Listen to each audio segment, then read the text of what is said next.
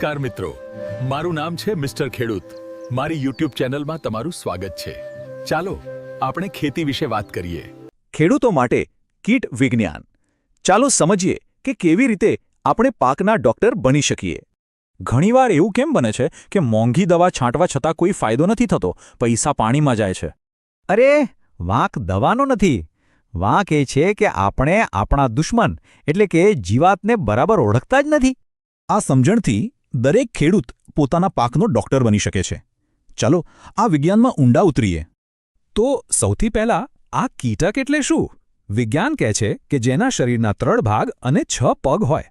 જુઓ, કીટકના 3 મુખ્ય ભાગ હોય છે: માથું, છાતી અને પેટ. દરેકનું કામ અલગ અલગ હોય છે. આ સમજવું બહુ જ જરૂરી છે. કીટકને 6 પગ હોય, જ્યારે કરોળિયા કે માઇટને 8. બંનેની દવા અલગ હોય છે. તો સવાલ એ છે કે જીવાત પર હુમલો ક્યારે કરવો? એનો જવાબ એના જીવનચક્રમાં છુપાયેલો છે. આ છે સંપૂર્ણ રૂપાંતરણ. ઈંડું, લાર્વા, પ્યુપા અને પુખ્ત. સૌથી વધુ નુકસાન લાર્વા એટલે કે ઈયળ કરે છે. બીજું છે અપૂર્ણ રૂપાંતરણ. આમાં સીધા ઈંડામાંથી બચ્ચું નીકળી છે અને બચ્ચા પુખ્ત બંને નુકસાન કરે છે. જેમ ડોક્ટર લક્ષણો જોઈને રોગ પારખે, એમ જ ખેડૂતે છોડ પર થયેલું નુકસાન જોઈને જીવાતને ઓળખવાની છે. જો પાંદડામાં કાણા હોય તો એ ચાવીને ખાનારી જીવાત છે, અને પાંદડા વળી જાય તો એ રસ ચૂસનારી જીવાત છે. તો આ બધાનો સ્માર્ટ ઉકેલ શું છે? એ છે સંકલિત જીવાત વ્યવસ્થાપન એટલે કે આઈપીએમ. આઈપીએમનો મતલબ સીધો હથોડો નહીં, પહેલાં સોય વાપરવી, એટલે કે સીધી દવા છાંટવાને બદલે બીજા ઉપાયો પહેલાં કરવા.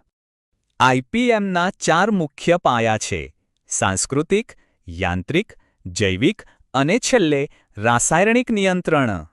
ઊંડી ખેડ, પાકની ફેરબદલી અને ટ્રેપ જેવી પદ્ધતિઓથી જીવાતોને આવતી જ રોકી શકાય છે, એ પણ ઓછા ખર્ચે. પ્રકૃતિ પણ આપણી મિત્ર છે. લેડીબગ જેવા મિત્ર કીટકો અને લીમડાનું તેલ દુશ્મન જીવાતોને કાબૂમાં રાખે છે. યાદ રાખો, રાસાયણિક નિયંત્રણ પહેલો હુમલો નથી, એ તો છેલ્લો ઉપાય છે, બ્રહ્માસ્ત્ર છે. અને જ્યારે દવા વાપરી જ પડે ત્યારે યાદ રાખજો કે દવા જેટલી જ મહત્વની છે છંટકાવની રીત, પાણીનો પીએચ, સાચી નોઝલ અને સ્પ્રેડરનો ઉપયોગ. આ નાની નાની વાતોથી દવાની અસર 30% સુધી વધી શકે છે. સૌથી અગત્યની વાત, એકની એક દવાનો વારંવાર ઉપયોગ ટાળો, નહીંતર જીવાતો ઠીઠ બની જશે. તો પાક ડોક્ટર બનવાના 3 મંત્રો યાદ રાખો: દેખરેખ રાખો, જીવાતને ઓળખો અને સમયસર પગલાં લો. એક વાત ગાંઠ બાંધી લો: ખેતી જુગાર નથી, પણ શુદ્ધ વિજ્ઞાન છે. જ્ઞાન હશે તો જીત મળશે.